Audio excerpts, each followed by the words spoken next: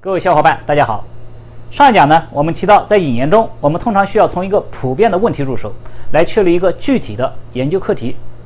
这一讲呢，我们就来谈一谈如何确立一个好的研究课题，以及怎样才算是一个好的研究课题。首先，确立一个好的研究课题是一项很难的工作，因为你需要对你的领域有很深的了解，你往往需要阅读很多的文献。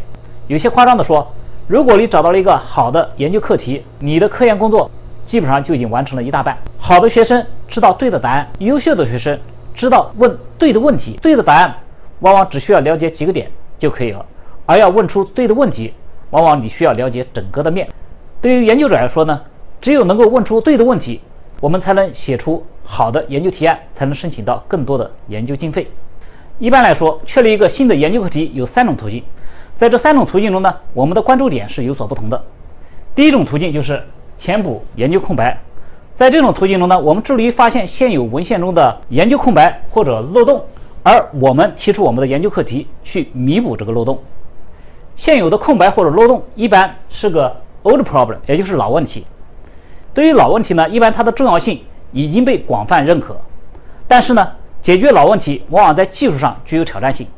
否则的话，前人早就已经解决了，它也就不成为老问题了。在这种途径中，最重要的就是要强调我们所提出的课题中的创新的部分，它可能是一个新的解决方案，或者是从其他领域中借鉴过来的一些新的想法。同时呢，由于它是一个老问题，我们还需要了解前人已经做过怎样的尝试，我们需要论述我们的研究与前人的研究有怎样的不同，或者我们的贡献怎样才能够与前人的相关成果相配合。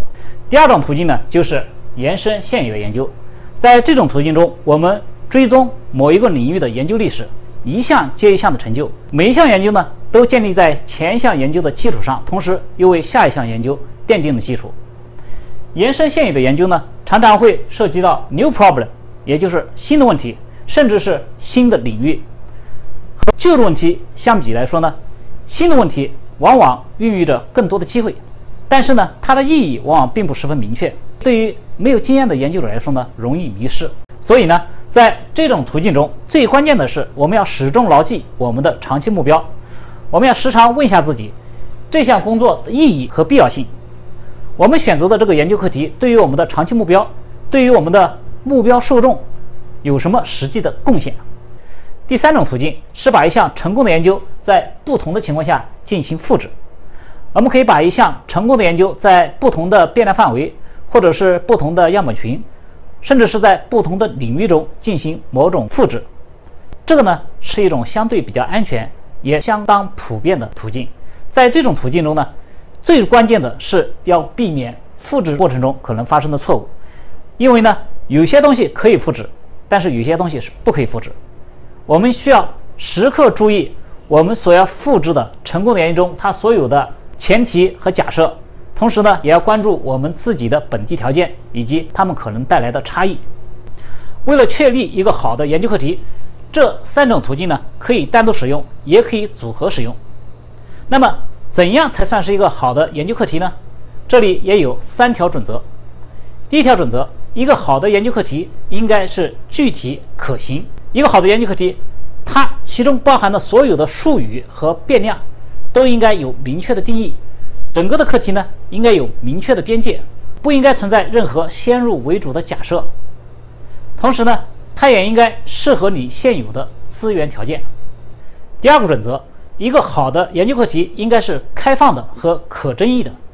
可证伪性作为区分科学与非科学的标准，被学术界广泛接受。如果你的研究课题是不可证伪的，那么它是不科学的。第3，一个好的研究课题应该能够激发创新。技术的发展为创新制造机会，而新的技术呢，可能来自于你自己的领域，但更多的可能来自于很多其他不同的领域。跨领域甚至跨学科的思考，往往是创新的来源。最后，我想说，有2种研究课题是最牛的。第一种课题呢，是用我们所说的第一种途径，研究者填补了当前所有的漏洞，完善了目前的知识框架。在他的工作之后呢，没有人能够做进一步的改进了。第二种课题呢，就是用我们所说的第二种途径，研究者呢突破了目前的知识框架，为更多的机会打开了大门。在他的工作之后呢，更多的研究者追随他的脚步，从事更多的研究。希望你也能成为这样的牛人。好，今天就讲到这里。在下一讲中呢，我们会来讨论在我们的研究课题中确立研究目标的2个原则。谢谢大家。